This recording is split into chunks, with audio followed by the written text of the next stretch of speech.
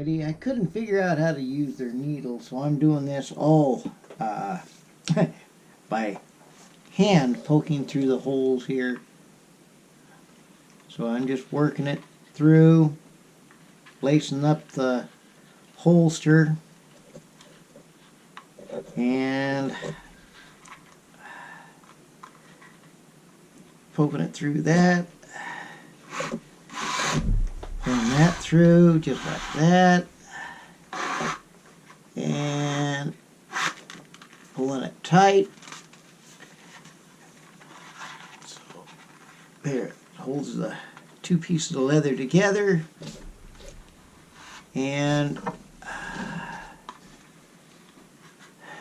so far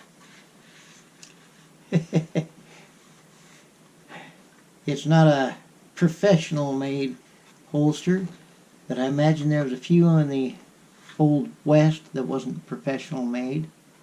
Some people made their own, and I'm sure in the long run they were proud they had it, or glad they had it. Well, I'm going to pull this up just a little tighter on the loop I headed it. It's a little loose. Try to keep it nice and tight so it don't come apart.